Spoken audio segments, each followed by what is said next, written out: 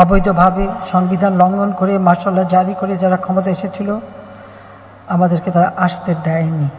আমার ছোট বোনের পাসপোর্টটাও দেয়নি। তারপর 81 সালে বাংলাদেশ আওয়ামী লীগ আমাকে তাদের অবর্তমানে যখন সভাপতি নির্বাচিত করে, একরকম জোর করে আমি দেশে ফিরে আসি। একটাই লক্ষ্য ছিল, জাতিপিতা এদেশকে স্বাধীন করেছিলেন দেশের মানুষের ভাগ্য পরিবর্তনের জন্য। তিনি সবসময় মেহনতি মানুষের কথাই বলতেন। আমাদের কিষাণ, কিষাণী, শ্রমিক, মোটে মজুদ, তাদের কথাই তিনি ভাবতেন এবং তাদের ভাগ্য পরিবর্তনের জন্যই ছিল জাতির পিতার সংগ্রাম। 1973 সালে আলজিয়ার্সে ন্যাম সম্মেলন হয়, সেখানে তিনি ভাষণ দিয়েছিলেন। সেই ভাষণে তিনি বলেছিলেন, আমি কোট করছি, যে বিশ্ব আজ দুভাগে বিভক্ত, শোষক ও শোষিত, আমি শোষিতের পক্ষে, আনকোট। জাতিপিতা তার এই কণ্ঠ সোচ্চার করেছিলেন শোষিত মানুষের মুক্তির জন্য, যা শুরু করেছিলেন এই বাংলাদেশ থেকে। এদেশের মানুষের জীবনের যে বৈষম্য, সেই বৈষম্য তিনি দূর করতে চেয়েছিলেন।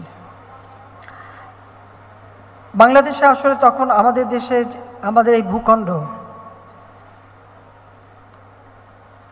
এই অঞ্চলে তেমন কোনো শিল্প, কলকারখানা কোনো কিছুই ছিল না। যুদ্ধের সময় দেশটা ছিল সম্পূর্ণ ধ্বংসপ্রাপ্ত। কোনো রিজার্ভ মানি ছিল না, কারেন্সি নোট ছিল না, যুদ্ধকালীন সময়ে খেতে ফসল ফলেনি। শিল্প কলকারখানার অধিকাংশ মালিক তারা সেগুলি ফেলে দিয়ে চলে যায়। স্বাধীনতার পর মা যেমন একটা রুগ্ন সন্তানকে বুকে পালন করে সুস্থ করে গড়ে তোলে, ঠিক সেইভাবে জাতির পিতা বঙ্গবন্ধু শেখ মুজিব স্বাধীনতার পরপরই শূন্য হাতে একটা যুদ্ধ বিধ্বস্ত দেশ গড়ে তোলার দায়িত্ব হাতে নিয়েও সকল পরিত্যক্ত কলকারখানা জাতীয়করণ করেন এবং শ্রমিকদের অধিকার নিশ্চিত করবার পদক্ষেপ নেন।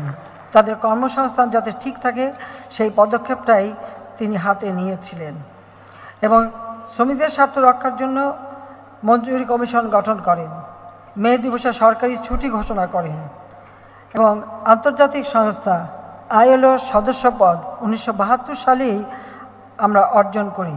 এবং শুধু তাই না, তিনি আইএলও অর্থাৎ আন্তর্জাতিক শ্রম সংস্থার সদস্যপদ গ্রহণ করার সাথে সাথে এর প্রোটোকল এবং কনভেনশনগুলি সই করেন এবং সেগুলি মেনেই শ্রমিকদের অধিকার নিশ্চিত করবার পদক্ষেপ নেন। 1 মে 1972 সাল মে দিবস উপলক্ষে জাতির উদ্দেশ্যে জাতিপিতা বঙ্গবন্ধু শেখ মুজিব ভাষণ দিয়েছিলেন।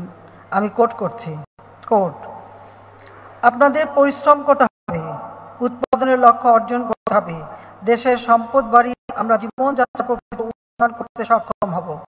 শত শত বছর ধরে আমরা একটি নিকৃষ্ট উপনিবেশ ও বিদেশিদের বাজার হিসেবে লুণ্ঠিত হয়েছি।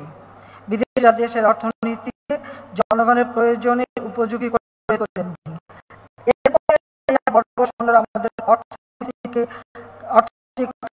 সম্পূর্ণরূপে করে দিয়ে গেছে। গণপ্রজাতন্ত্রী বাংলাদেশ সরকার এক ভয়াবহ পরিস্থিতির মধ্য দিয়ে দেশের অর্থনীতিকে পুনর্গঠনের কাজে হাত দিয়েছে। তিনি নিজের ভাষণেই বলেছেন কিরকম ভয়াবহ পরিস্থিতি তখন আমাদের ছিল। তারপরও তিনি থেমে যাননি, তিনি কাজ করেছেন। কাজে খেটে খাওয়া মানুষ, তাদের ভাগ্য পরিবর্তনই আওয়ামী লীগের সবসময় লক্ষ্য। কাজে আমরাও সবসময় সে পদক্ষেপ নিই এবং জাতির পিতা যখন গড়ে তুলেছেন, তখন যে সমস্ত মালিক বাংলাদেশে ছিল, তিনি একটা অর্ডার জারি করেছিলেন যে শিল্প কলকারখানা সেই মালিক ফেরত পাবে, আর যেগুলি মালিকানাবিহীন সেগুলি তো সরকার চালাবে। সেই ব্যবস্থাটাও তিনি করেছিলেন, বেসরকারি খাতেও তিনি গুরুত্ব দিয়েছিলেন।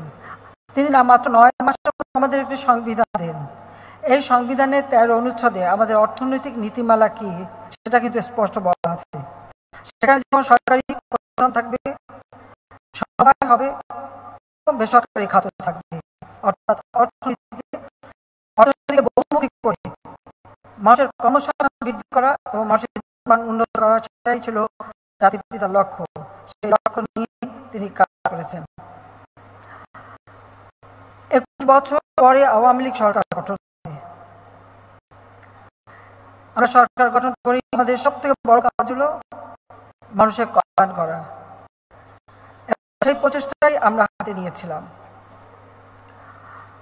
আমরা আমাদের দেশকে এগিয়ে নিতে চাই। 2008 নির্বাচনে ঘোষণা দিয়েছিলাম আমরা ডিজিটাল বাংলাদেশ গড়ে তুলব। আর 96 সালে যখন প্রথম সরকার গঠন করলাম, আসলে বিরোধী দলে থাকতেই দেখেছি আমাদের যারা শ্রমিকরা কাজ পেত, আমি অনেক কারখানা ঘুরেছি, আমি গার্মেন্টস শ্রমিকদের অবস্থা দেখেছি। তাদের মজুরি ছিল মাত্র 800 টাকা। একজন মালিককে জিজ্ঞেস করলাম যে 800 টাকা একটা জীবন চলে কিভাবে। 96 সালে সরকার এসেই আমরা কিন্তু তা বাড়িয়েছিলাম এবং যতবার সরকার এসেছি ততবারই বৃদ্ধি করেছি।